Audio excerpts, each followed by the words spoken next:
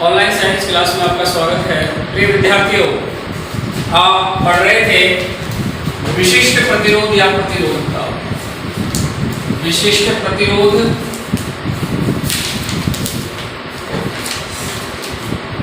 या प्रतिरोधकता। देखिए, कल हमने इसके लिए सूत्र की स्थापना की थी, K बराबर RA/L। यही फॉर्मूला निकल कर आया था, जिसमें हमने माना था L बराबर 1 मीटर मान लिया था और A बराबर यानी उसका जो क्षेत्रफल है वो 1 मीटर स्क्वायर है, इस ये मान लिया था। तो K बराबर आ गया था और हमने इसको परिभाषित किया था। यदि किसी चालक तार, कैसा चालक तार हो, 1 मीटर लंबे एवं 1 मीटर स्क्वायर क्षेत्रफल वाले चालक तार का प्रतिरोध ही क्या कहलाएगा, उसका विशिष्ट प्रतिरोध कहलाता है। R बराबर K या K बराबर R कब आएगा भाई? R क्या है? प्रतिरोध, और K क्या है? विशिष्ट प्रतिरोध। तो R बराबर या K बराबर R कब आया? जब L बराबर 1 मीटर और A बराबर 1 वर्ग मीटर आया। इसका मतलब हुआ K बराबर R हुआ। K बराबर R, तो क्या परिभाषा हो जाएगी? चालक तार 1 मीटर लंबे और 1 वर्ग मीटर क्षेत्रफल वाले चालक तार का प्रतिरोध क्या कहलाता है? विशिष्ट प्रतिरोध कहलाता है। यहां तो हमने इसे डिफाइन कर दिया था। इसके बाद आप ध्यान दें, इसका मात्रक, विशिष्ट प्रतिरोध का मात्रक क्या होगा? ये फॉर्मूला है आपके पास K बराबर होता है RA/L। तो देखिए, R का जो मात्रक होता है वो होता है ओम इनटू A को किसमें माप, A मतलब क्षेत्रफल हो गया, तो क्षेत्रफल को मापा जाएगा किसमें? मीटर स्क्वायर में। इसमें मापा जाएगा मीटर स्क्वायर में, और लंबाई को किसमें मापेंगे? मीटर में। तो देखो, मीटर से 1 मीटर कट जाएगा, ये क्या बन जाएगा? ओम गुना मीटर। ओम गुना मीटर, ये फॉर्मूला, ये इसका मात्रक आ जाता है विशिष्ट प्रतिरोध या प्रतिरोधकता का। तो आप नेक्स्ट हेडिंग डाल लें, विशिष्ट प्रतिरोध या प्रतिरोधकता का मात्रक। विशिष्ट प्रतिरोध या प्रतिरोधकता, विशिष्ट प्रतिरोध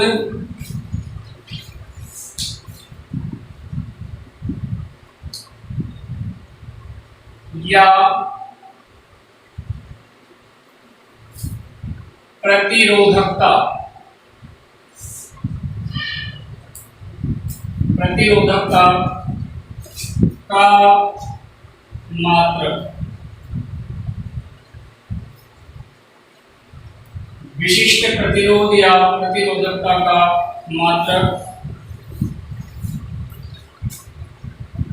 फॉर्मूला था आपके पास K बराबर RA/L, या इसको क्या लिखेंगे में? R का मात्रक तो ओम होता है, गुना मीटर स्क्वायर बटे मीटर। तो 1 मीटर से मीटर क्रॉस हो जाएगा, ये आ जाएगा ओम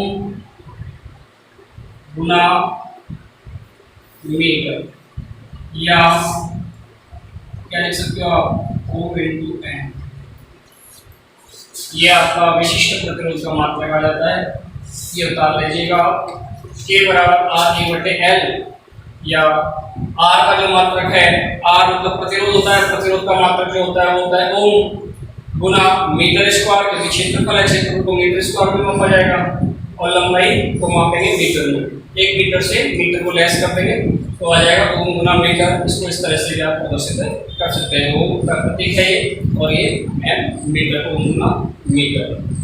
इस प्रकार से ये हो गया आपका विशिष्ट प्रतिरोध या प्रतिरोधकता और उसका मात्रक। ये टॉपिक था आपने आपके इसमें, बहुत ही अच्छा टॉपिक है ये।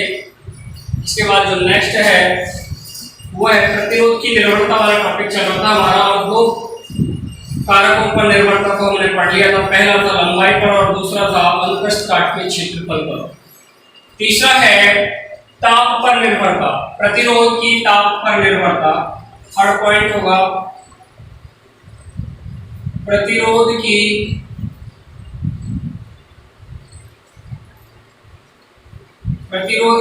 ताप पर निर्भरता।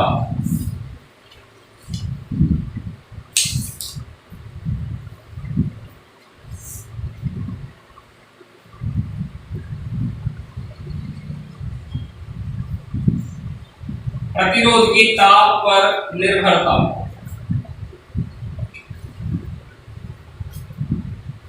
ताप पर निर्भरता, देखिए ताप और प्रतिरोध का एक दूसरे के साथ समानुपाती वाला संबंध होता है। यदि किसी पदार्थ का ताप बढ़ाने पर प्रतिरोध का मान बढ़ेगा और ताप घटाने पर प्रतिरोध का मान भी घटता है, ठीक है। लेकिन धातुओं की प्रकृति के आधार पर भी कुछ चेंजेस इसमें होता है। पदार्थ या तत्व तीन प्रकार के होते हैं, धातु, अधातु, उपधातु के रूप में। उनके आधार पर उनके ताप में डिफरेंसेस होगा तो उनके प्रतिरोध में भी परिवर्तन होता है। देखिएगा कुछ धातु हैं जैसे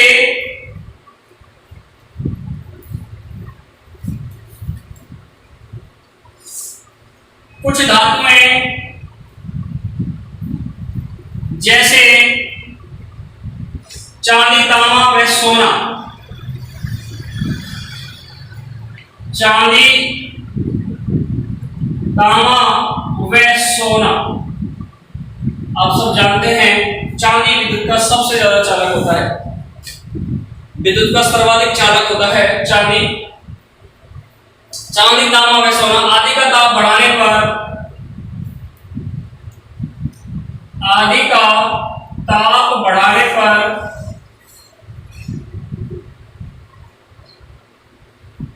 चांदी, तांबा व सोना आदि का ताप बढ़ाने पर प्रतिरोध बढ़ता है।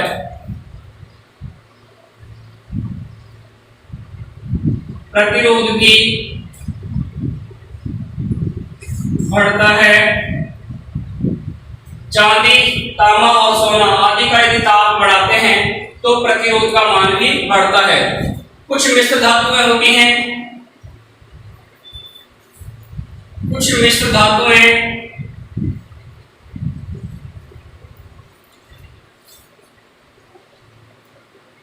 कुछ मिश्र धातुएं जैसे मैंगनीज,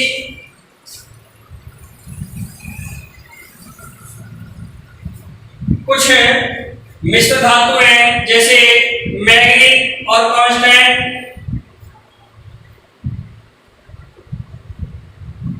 मैंगनीज तथा कांस्टेंट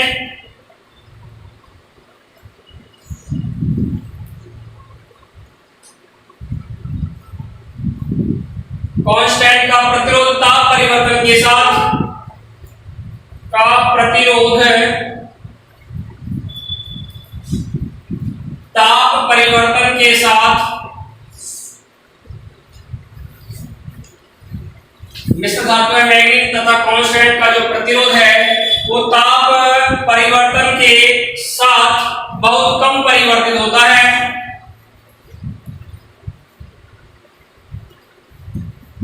बहुत कम परिवर्तित होता है, बहुत कम परिवर्तित होता है, बहुत कम परिवर्तित होता है। जबकि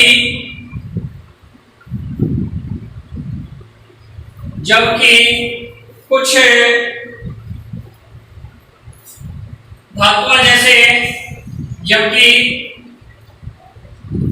धातुएं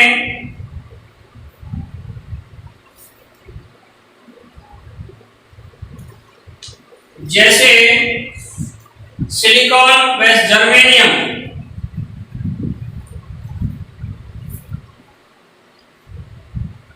सिलिकॉन व जर्मेनियम, जबकि कुछ धातुएं जैसे सिलिकॉन व जर्मेनियम का ताप बढ़ाने पर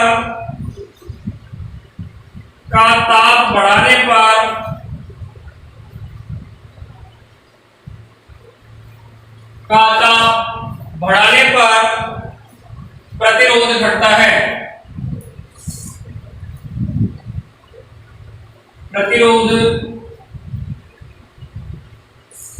घटता है। इन धातुओं को अर्धचालक के नाम से जाना जाता है। इसलिए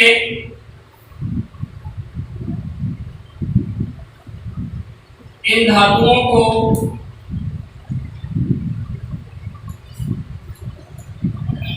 अर्धचालक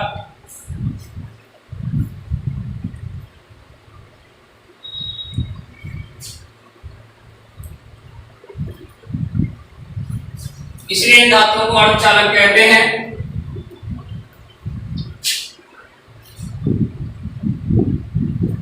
ये है ताप पर निर्भरता। इसके बाद जो चौथा पॉइंट है वो है पदार्थ की प्रकृति की पर निर्भरता।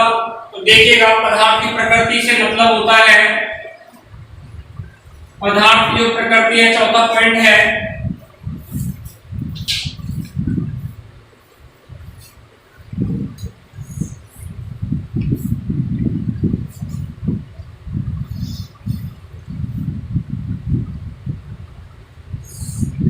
पदार्थ की प्रकृति पर निर्भरता।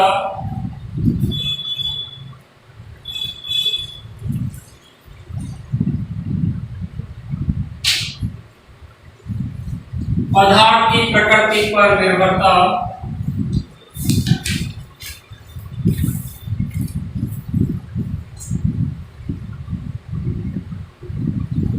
देखिए बच्चों, आप सब जानते हैं, आपने प्रतिरोध के बारे में पढ़ा। मैंने आपको प्रतिरोध के बारे में बताया कि प्रत्येक चालक तार का वह गुण जो उसमें प्रवाहित होने वाली धारा के मार्ग में रुकावट उत्पन्न करता है, यानी धारा के मार्ग में अवरोध प्रतिरोध कहलाता है। तो ये पदार्थ या जो चालक तार तीन प्रकार के होते हैं। एक होते हैं चालक, एक होते हैं अर्धचालक, एक होते हैं कुचालक। चालक जिनमें विद्युत धारा का प्रवाह आसानी से होता है, जिनमें विद्युत धारा का प्रवाह आसानी से सरलता से होता हो, उनका प्रतिरोध क्या होगा? प्रतिरोध क्या होगा उनमें? कम। भाई किसी भी चालक तार, मान लो ये चालक तार है, इसमें धारा का प्रवाह आसानी से होगा, इसका मतलब कब होगा? धारा का प्रवाह आसानी से, जब प्रतिरोध का मान क्या होगा? कम। क्योंकि प्रतिरोध की परिभाषा में मैंने लिखवाया था धारा के मार्ग में रुकावट, किसी चालक तार का वह गुण जो धारा के मार्ग में रुकावट उत्पन्न करता है। यदि धारा के मार्ग में रुकावट कम है तो धारा का प्रवाह आसानी से होगा, सरलता से होगा, तो प्रतिरोध का मान उस चालक तार में क्या होगा? कम। कुचालक की बात करूं तो इसमें धारा का प्रवाह नहीं हो रहा है, इसका मतलब प्रतिरोध क्या है? ज्यादा। प्रतिरोध ज्यादा जब तो नहीं हो रहा, रुकावट ज्यादा है, जब तो धारा का प्रवाह नहीं हो रहा, तो यहां धारा प्रतिरोध का मान क्या होगा? ज्यादा। अर्धचालक में क्या होगा? प्रतिरोध की तुलना में तो चालक में तो प्रतिरोध का मान कम और कुचालक में प्रतिरोध का मान ज्यादा। तो अर्धचालक में क्या हो जाएगा? अर्धचालक में प्रतिरोध का जो मान है वो चालक की तुलना में तो होगा कम, चालक की तुलना में तो होगा कम, ज्यादा, और कुचालक की तुलना में होगा कम। प्रतिरोध इस कुचालक की तुलना में तो हो जाएगा कम और चालक की तुलना में हो जाएगा ज्यादा।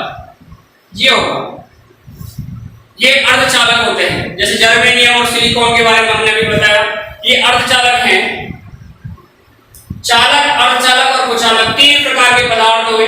इनमें प्रतिरोध का मान, चालक का मतलब है जिनमें आसानी के साथ धारा का प्रवाह हो जाता है, धारा का प्रवाह आसानी से कहाँ होगा? जिनमें प्रतिरोध का मान क्या है? कम होगा, क्योंकि प्रतिरोध की परिभाषा आपने लिखी पढ़ी कि वे चालक तार का वह गुण जिसमें धारा का प्रवाह आसानी से ना हो, धारा के मार्ग में रुकावट उत्पन्न हो, उसे क्या कहते हैं? प्रतिरोध कहते हैं। तो यहाँ प्रतिरोध चालक तार, चालक क्यों है वो? क्योंकि उसमें धारा का प्रवाह आसानी से हो रहा है, तो प्रतिरोध क्या होगा? कम होगा। ये कुचालक क्यों है? धारा का प्रवाह नहीं हो रहा, इसलिए का मतलब प्रतिरोध ज्यादा है। तो यहाँ तो क्या हो जाएगा? कुचालक की तुलना में तो कम और चालक की तुलना में ज्यादा। तो आप यहाँ लिख लीजिएगा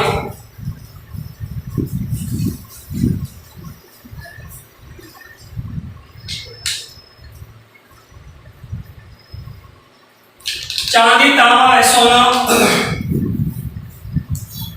चांदी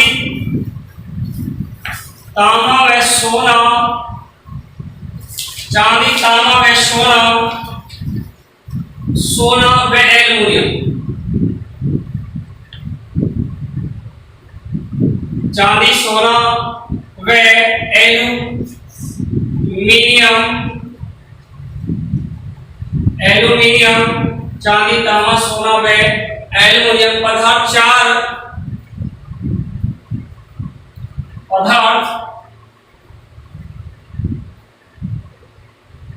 चार चालक तार लेते हैं, या ये कहिएगा कि पदार्थ चालक तार हैं, चालक तार हैं, चालक तार हैं, जिनकी लंबाई और अनुप्रस्थ काट का क्षेत्रफल एक समान है,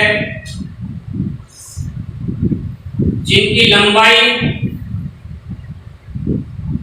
और अनुप्रस्थ काट का क्षेत्रफल समान है,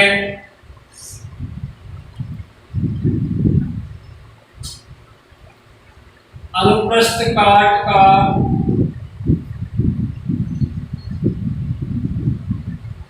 क्षेत्रफल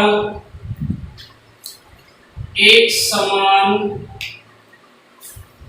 है, लंबाई और अनुप्रस्थ काट का क्षेत्रफल एक समान है। इन सभी तारों का प्रतिरोध में देखो एल्युमिनियम का जो प्रतिरोध होगा वो होगा सबसे अधिक। इनमें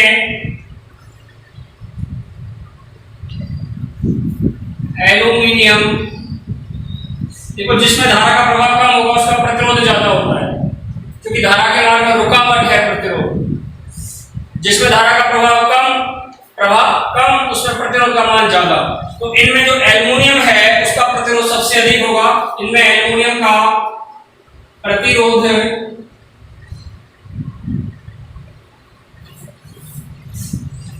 सबसे ज्यादा होगा, प्रतिरोध सबसे ज्यादा होगा।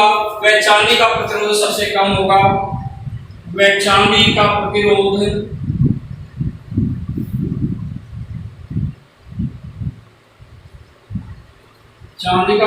सबसे कम होगा।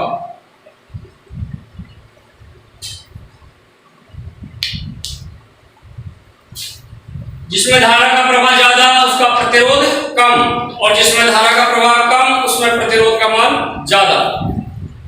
यह है आपका पदार्थ की प्रकृति पर निर्भरता वाला टॉपिक। इस प्रकार से प्रतिरोध की जो निर्भरता है वो टॉपिक हो गया आपका। इसके बाद जो नेक्स्ट टॉपिक है वो है प्रतिरोधों का संयोजन। प्रतिरोधों का संयोजन बहुत ही अच्छा टॉपिक है। प्रतिरोधों का संयोजन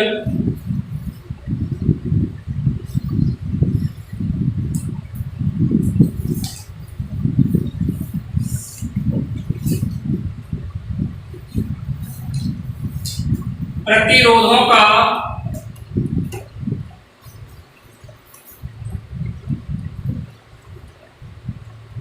संयोजन, प्रतिरोधों का संयोजन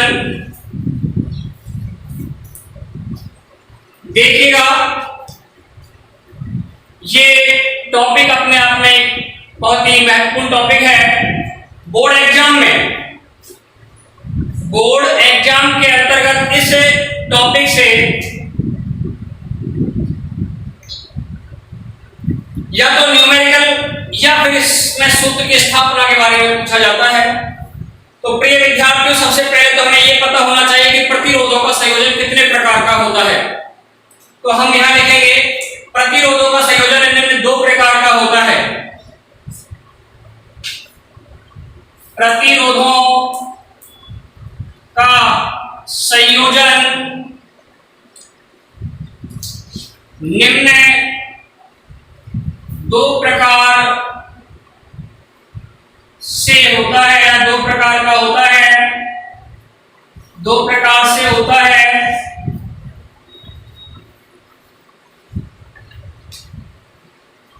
नंबर 1 श्रेणी क्रम क्रम संयोजन,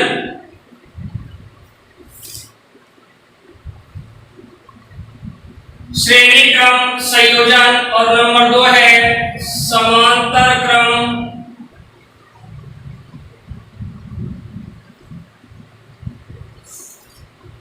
संयोजन। श्रेणी क्रम संयोजन और नंबर 2 है समांतर क्रम संयोजन। समांतर क्रम संयोजन को पार्श्व क्रम संयोजन के नाम से भी जाना जाता है। पार्श्व क्रम संयोजन, श्रेणी क्रम संयोजन और समांतर क्रम संयोजन। समांतर क्रम संयोजन का दूसरा नाम है पार्श्व क्रम संयोजन। आप हेडिंग नाम में श्रेणी क्रम संयोजन। नंबर 1 पर जो आपने पढ़ा है श्रेणी क्रम संयोजन, इसी को आप पढ़ेंगे, विस्तार से समझेंगे इसे। तो आप देखें, लिखें आप यहां श्रेणी क्रम संयोजन, श्रेणी क्रम संयोजन।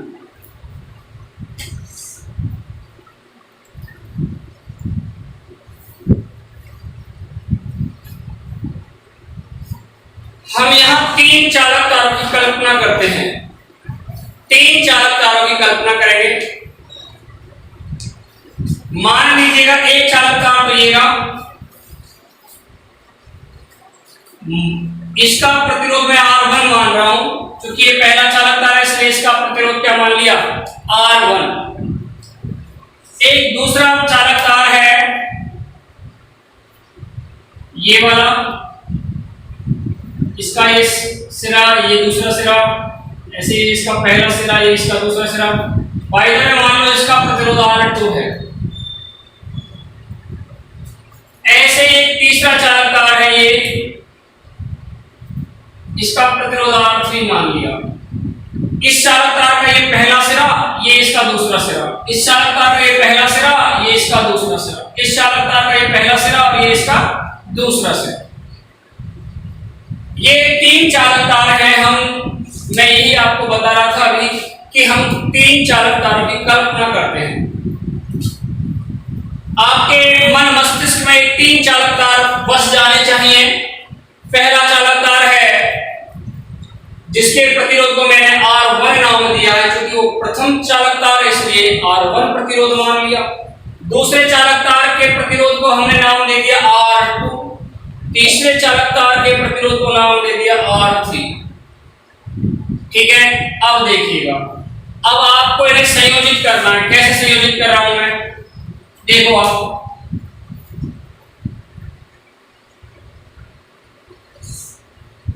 ये इसका पहला सिरा, ये इसका दूसरा सिरा, पहले चालक तार का दूसरा सिरा। मैं क्या कर रहा हूं, दूसरे वाले के पहले सिरे को जोड़ रहा हूं यहां ऐसे।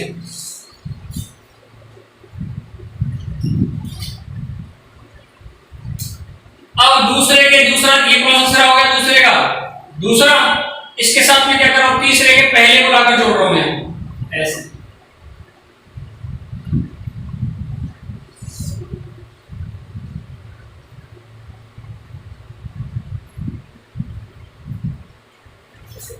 परिभाषा क्या हो जाएगी, पुनः समझ लें आप। परिभाषा के तौर पर अगर हम बात करें तो देखिए ये 3 चालक तार हैं। प्रतिरोधकों का या चालकों का ऐसा संयोजन जिसमें प्रथम चालक तार का दूसरा सिरा, प्रथम का दूसरा ही तो है ये किससे जोड़ दिया मैंने, दूसरे के प्रथम सिरे से। ये दूसरा चालक तार है, इसके प्रथम सिरे को यहां लाया नहीं हूं और उसको इसके चालक तार जो होता है उनमें हम बल नहीं देते कि यूं ऐसे यूं इसको लाकर यूं बल दे दिया, ऐसे गांठ सी बन जाती है। तो पहले चालक तार के दूसरे सिरे को या दूसरे सिरे से दूसरे चालक तार के प्रथम सिरे को संयोजित कर देते हैं। इसी प्रकार दूसरे के दूसरे से, दूसरे का दूसरा ये ना, तीसरे के पहले को ऐसे संयोजित कर दिया। ऐसे तीसरे का चौथा सिरा, चौथा चालक तार होता तो क्या करते, तीसरे के दूसरे को चौथे के पहले से, चौथे के दूसरे को पांचवें के पहले से, पांचवें के दूसरे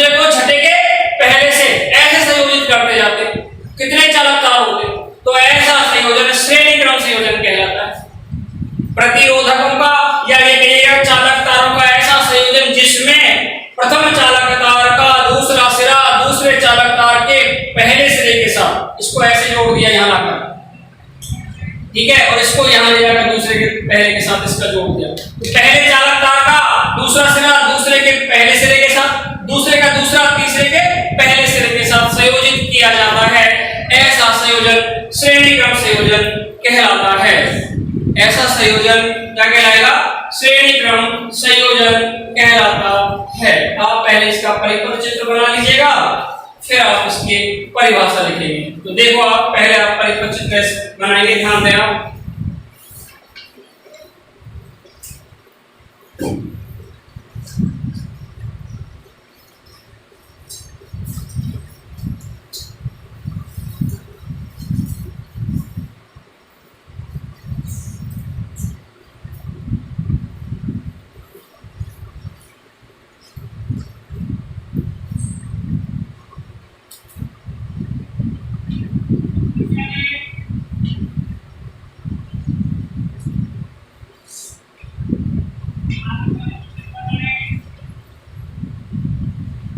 बैटरी, कुंजी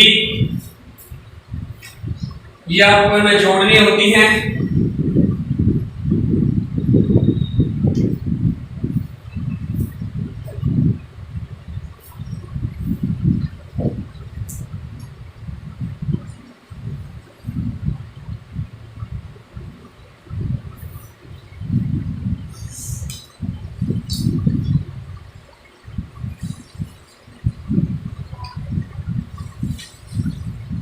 इसका प्रतिरोध R1, इसका प्रतिरोध R2, इसका प्रतिरोध R3। अब आप ध्यान दें, आप सब जानते हैं जब किसी परिपथ में विद्युत धारा का प्रवाह किया जाएगा तो विद्युत धारा का जो प्रवाह होता है वो पॉजिटिव से नेगेटिव की ओर होगा, ऐसे पॉजिटिव से नेगेटिव की ओर ऐसे होता है।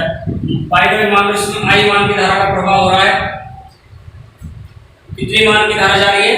I मान की धारा जाएगी। तो देखिएगा, जब धारा का प्रवाह होगा तो ये इसका पहला सिरा और ये इसका दूसरा सिरा, दूसरे वाले चालक तार का ये पहला सिरा और ये दूसरा सिरा, तीसरे का ये पहला सिरा और ये दूसरा सिरा।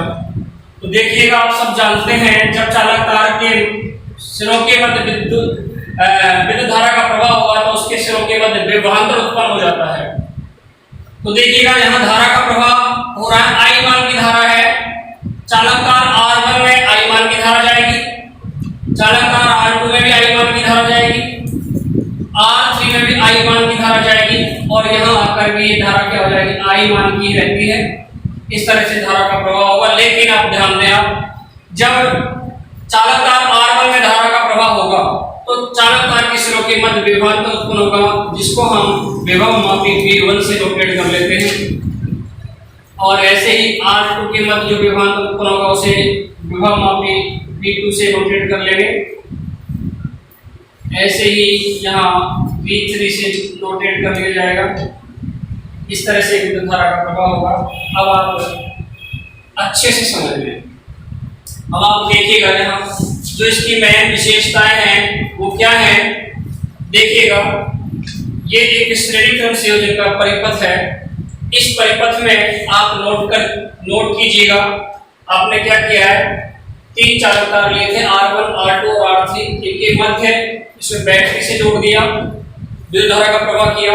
जैसे विद्युत धारा का प्रवाह होगा, R1, R2 और R3 तीनों ही चालक तारों में जो धारा का प्रवाह होगा वो समान होता है कि विद्युत धारा का मान I एम्पीयर की धारा प्रवाहित होती है तीनों ही चालक तारों में। अर्थात पूरे परिपथ में ही धारा का जो प्रवाह होगा वो I मान की धारा ही होती है।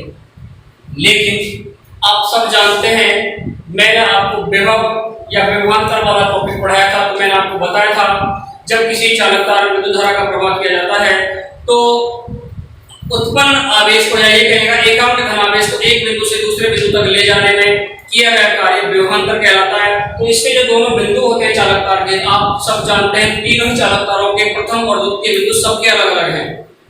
तो सिरे सभी चालक तारों के अलग अलग हो गए, तो सिरे अलग अलग हो गए तो इनके मध्य उत्पन्न होने वाला विभवांतर का मान भी अलग अलग होगा। इसलिए R1 चालक तार के सिरे के मध्य उत्पन्न होने वाला जो विभवांतर है हम मान लेते हैं V1 है, ऐसे R2 चालक तार के सिरों के मध्य उत्पन्न होने वाला विभवांतर हम मान लेते हैं B2 है। ऐसे ही R3 चालक तार के सिरों के मध्य उत्पन्न विभवांतर को हम B3 मान लेते हैं। इस प्रकार से श्रेणी क्रम संयोजन में एक चीज तो क्लियर हो गई, जो इसकी मेन विशेषता है वो क्या है। इस संयोजन में प्रत्येक चालक तार के लिए या प्रत्येक प्रतिरोधक के लिए धारा का मान समान। देख लीजिएगा तीनों चालक तारों में धारा का मान I है, I मान की धारा प्रवाहित हो रही है तीनों चालक तारों में, जबकि विभवांतर का मान प्रत्येक चालक तार के लिए या प्रत्येक प्रतिरोधक के लिए अलग अलग होता है। R1 के लिए B1, R2 के लिए B3 और R3 के लिए B3 है। I देखो यहाँ दो चीज होती है, धारा और विभवांतर, इन दोनों में आपको दिमाग लगाना है कि यहाँ कौन सी चीज, कौन सी इकाई, कौन सी राशि समान है और कौन सी राशि डिफरेंस है। तो श्रेणी क्रम संयोजन में चूंकि धारा का मान सभी प्रतिरोधकों के लिए, सभी चालक तारों के लिए समान प्राप्त होगा, लेकिन चालक तार के सिरे चूंकि तीनों ही चालक तारों के सिरे अलग अलग हैं, इसलिए उत्पन्न होने वाला विभवांतर भी अलग अलग होगा। तो श्रेणी क्रम संयोजन में प्रत्येक प्रतिरोधक के लिए धारा का मान समान, ये कहिएगा प्रवाहित विद्युत धारा का मान समान, जबकि सिरों के मध्य उत्पन्न विभवांतर का मान अलग अलग होता है, जो B1, B2 एवं B3 के द्वारा प्रदर्शित किया जाता है। इसी के आधार पर आपको सूत्र की स्थापना करनी है। आप इसकी पहले डेफिनेशन लिख लें।